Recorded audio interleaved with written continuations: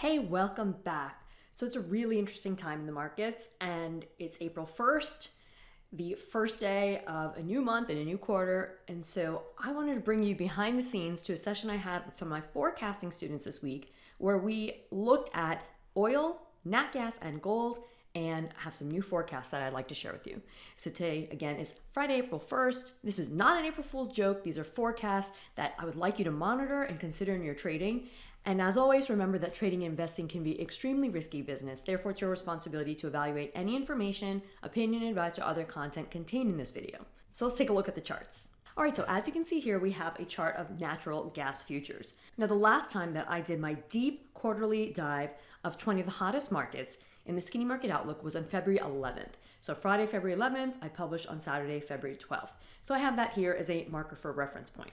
Now, at that time, I had called for a price low to form, and that's exactly what happened right here on that day, and for futures to trade back into the February 2nd range, and that unfolded. Now, where we are right now, again, the forecasting students and I, specifically my advanced loss forecasting students and I, we had a special session this week where we looked at these 20 hot markets for getting ready for my next set of long-term forecasts.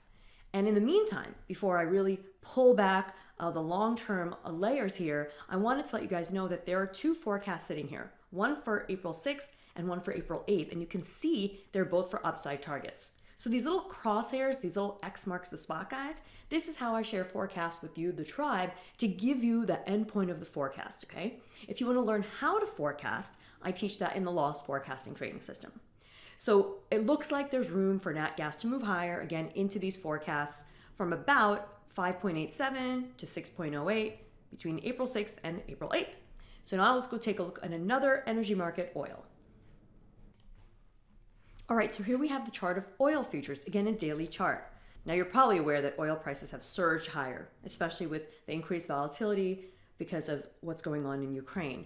So the latest price action that spiked up into March 7th, it corrected down into March 15th, rallied again into March 24th, and there's a lot of kind of choppy sideways here. So in that special session with my advanced loss forecasting students, we looked at all of the longer term and shorter term cycles coming into now and landed on the one that's the most useful in the short term. And that is for futures potentially trade down back to about $90 into April 4th. Now I know that would be Monday. But the thing is, guys, this market is wild and it can do crazy things overnight and over the weekend. I showed you that in a forecast on oil that I posted earlier in March of 2022. And literally like the next day, I posted on Friday, and by Monday, it was hitting the target. It would have been unbelievable had you not understood how forecasts work, right? So that's what I'm seeing. Now, I have a little breadcrumb here for my 4 zones RSI coverage students, those of you who are studying momentum with me. You can see that I have marked off these price levels and you know what those tie back to. All right, so let's see what unfolds in oil, and now let's finish out with gold. All right, so here we have the daily chart of gold futures. Now, something really awesome here, okay? And again, this is not an April Fool's joke. This is forecasting at work, is that when I published my quarterly report, including gold futures, back on February 11th, as you can see here, I had a key timing point, which is essentially the time part of a full forecast for March 8th. Look, guys, March 8th is exactly when we made the high and we surged up into that level. So would you have liked to have been able to be prepared for a turn in gold on March 8th, specifically for a high to form and then futures to back off? I would think so. That'd be extremely valuable in your roadmap of your trading, right? So you can have a forecast to guide your trading and then use the price action and momentum that's unfolding to be actually trading it, right? Use the price action to confirm what the forecast might be telling you. So now that we've come off that high, what's next? Again, in this special session with my advanced loss forecasting students, we looked at various permutations of longer term, medium term, shorter term cycles. And what we found was that the one that we should be paying attention to right now is right here. Now you might look at this and say, Hema, I don't get it. That's really close to the price action. And my loss forecasting students, you know what the blue means. It's part of an expectation for a low to form.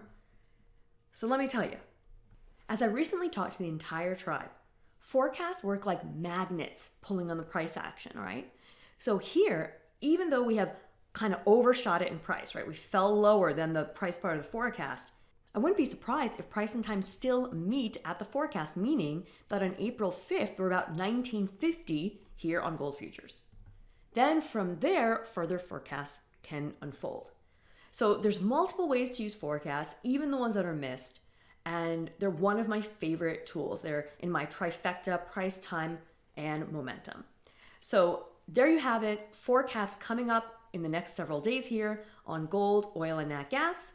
Remember to watch price action and your trade setups and your indicators to confirm any action you may take. And remember to subscribe, like, follow, and comment. I always love hearing what you guys are getting value from and what more you'd like to learn. And I will catch you next time. Sign up at the link to get hot, timely, actionable updates as soon as I publish right to your inbox.